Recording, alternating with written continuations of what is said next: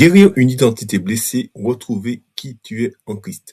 Bienvenue sur le podcast chrétien. Aujourd'hui, j'aimerais aborder un sujet qui touche bien plus que de personnes qu'on ne le pense.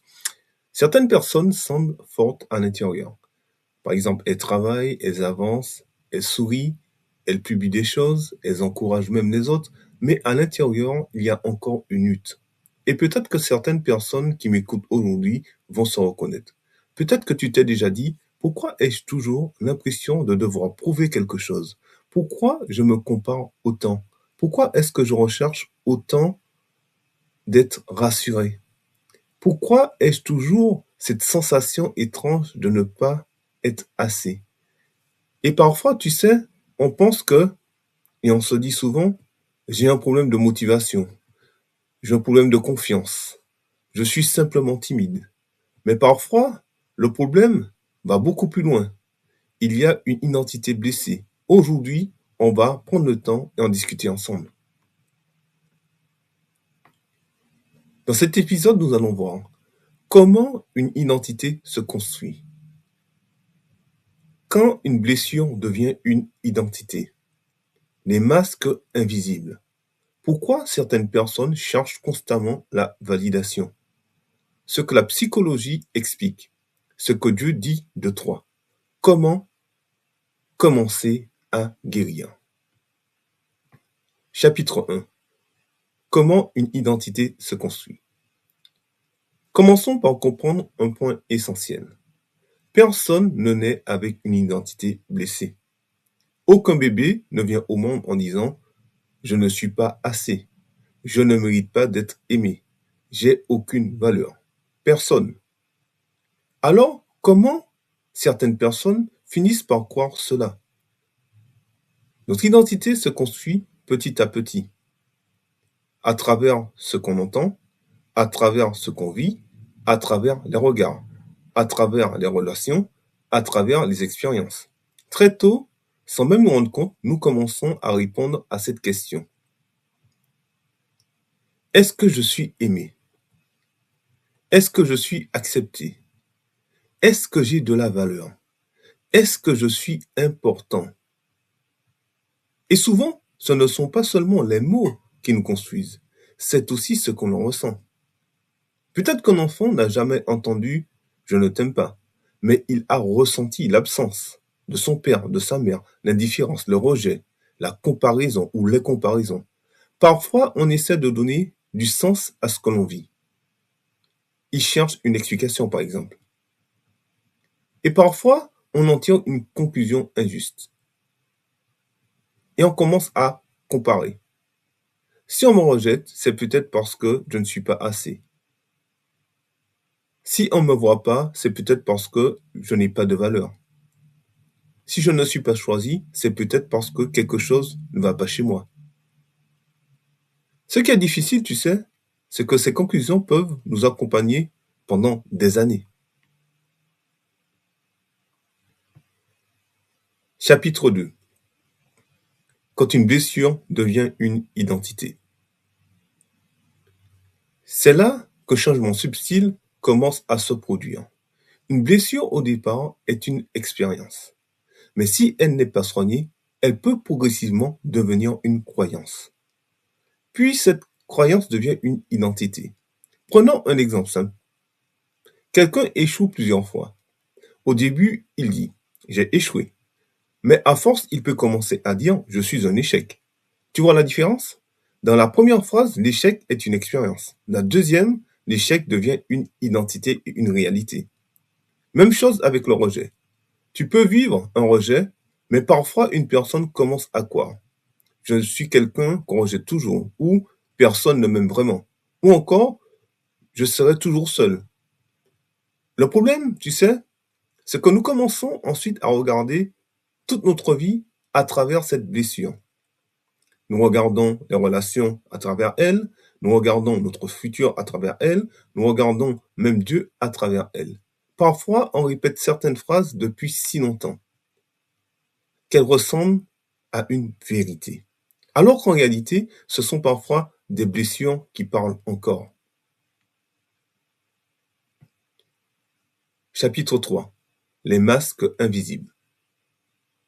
Tu sais, ce qui est fascinant, une identité blessée ne se voit pas toujours.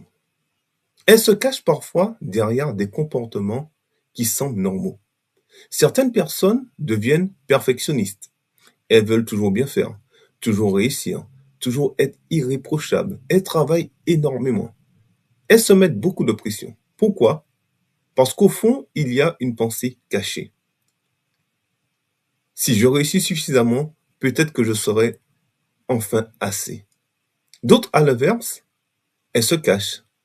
Elles n'osent plus essayer. Elles n'osent plus parler. Elles n'osent plus montrer leurs dons. Elles deviennent discrètes. Ce n'est pas qu'elles n'ont rien à offrir, mais parce qu'elles ont peur. Elles ont peur d'être rejetées encore, peur d'être critiquées, peur d'être blessées une nouvelle fois. Et je pense que beaucoup vont se reconnaître ici. Parce qu'on finit parfois par croire que c'est notre personnalité. Je suis juste comme ça. J'ai toujours été comme ça. Alors qu'en réalité, certaines choses ne constituent pas forcément notre identité. Parfois, ce sont juste des protections que ton cœur a mis en place. Comme quelqu'un qui s'équipe d'une armure. Au début, tu sais, l'armure protège. Mais avec le temps, elle peut aussi empêcher de respirer et empêcher d'avancer. Chapitre 4. Pourquoi certaines personnes cherchent constamment la validation? J'aimerais parler d'un sujet que beaucoup vivent sans vraiment le comprendre. Les besoins constants d'être validés. Ou le besoin constant d'être validé si tu préfères. Cette sensation où tu as besoin de quelqu'un qui te dise « Tu as bien fait, je suis fier de toi, tu comptes ». Et attention, vouloir être encouragé est normal, bien sûr. Nous avons tous besoin d'amour. Nous avons tous besoin d'être soutenus. Le problème commence lorsque notre valeur dépend entièrement du regard des autres. Quand on manque de valeur en soi, on cherche souvent à l'extérieur ce qui nous manque. Alors on cherche plus de compliments, on cherche plus d'attention, on cherche plus de connaissances, on cherche plus de réussite. Et parfois, inconsciemment, on se dit, si les gens m'acceptent suffisamment, si les gens m'aiment suffisamment, alors je me sentirai enfin assez. Mais si ton identité dépend des autres, ta paix dépend aussi des gens. Et les gens changent. Aujourd'hui, quelqu'un peut t'encourager, demain, quelqu'un peut te critiquer. Si ton identité repose uniquement là-dessus, tu risques de vivre dans une instabilité constante d'identité. Chapitre 5. Ce que la psychologie explique. Il y a quelque chose que la psychologie explique très bien. Notre cerveau ne traite pas toutes les expériences de la même manière. Il accorde souvent davantage d'importance aux expériences émotionnelles fortes. Et très souvent, les expériences douloureuses marquent plus profondément. Imagine une personne qui reçoit 10 compliments, mais une seule remarque très blessante. Le soir, quelle phrase revient souvent à son esprit? La remarque blessante. Pourquoi? Parce que le cerveau essaie de nous protéger. Il veut éviter une nouvelle douleur. Alors il garde l'attention sur ce qui fait mal.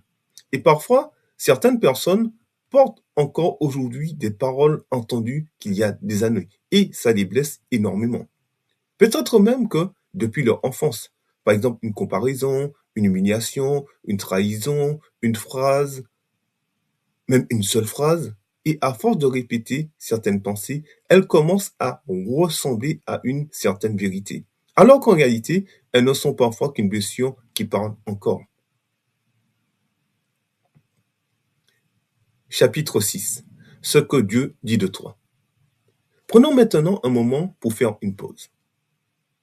Parce qu'on a parlé des blessures, on a parlé de psychologie, on a parlé des croyances que certaines personnes développent au fil du temps. Mais maintenant, j'aimerais qu'on écoute une autre voix, une autre vérité. Pas celle des blessures, pas celle des autres, pas celle du passé, mais celle de Dieu. Dans Éphésiens 2:10, il est écrit, car nous sommes son ouvrage, ayant été créés en Christ pour de bonnes œuvres. Donc, je t'encourage à noter ce verset, Éphésiens 2:10, et à le souligner dans ta Bible. Et franchement, j'aimerais qu'on s'arrête un instant sur cette phrase. Nous sommes son ouvrage. Cela signifie quelque chose d'extrêmement fort. Tu n'es pas un accident. Tu n'es pas une erreur. Tu n'es pas un oubli. Tu n'es pas quelqu'un que Dieu a créé sans intention. Tu as été créé avec un but, avec une valeur, avec quelque chose à apporter dans ce monde, dans cette société, dans ta famille, dans ton église, dans tes relations, dans ton entourage. Parfois, le problème n'est pas que Dieu ne parle pas. Notre vrai problème, c'est qu'on écoute plus nos blessures que la vérité de Dieu. Et en fait, ces blessures qu'on écoute nous font croire que tu n'es pas assez, tu ne réussiras jamais, tu n'as aucune valeur. Pourtant, Dieu dit le contraire. Dieu te dit encore aujourd'hui, je t'ai créé, je te connais, tu as de la valeur pour moi, je t'ai choisi. Et j'aimerais te poser une question maintenant. Est-ce que tu connais ce verset? Est-ce que tu le crois réellement? Parce que on peut connaître une vérité biblique sans pour autant vivre comme si elle était vraie. Chapitre 7. Comment commencer à guérir? Alors maintenant, une question importante. Comment commence-t-on à guérir avec une identité blessée? Parce que guérir ne veut pas dire se réveiller demain matin sans douleur. La guérison, tu sais, est souvent un long processus. Cela se fait étape par étape. Première chose, commence par repérer les phrases que tu te répètes sans cesse, tous les jours par exemple. Peut-être, je ne suis pas capable, je ne suis pas assez, je serai toujours rejeté, je ne réussirai jamais, je suis nul, je ne suis pas compétent. Puis pose-toi cette question.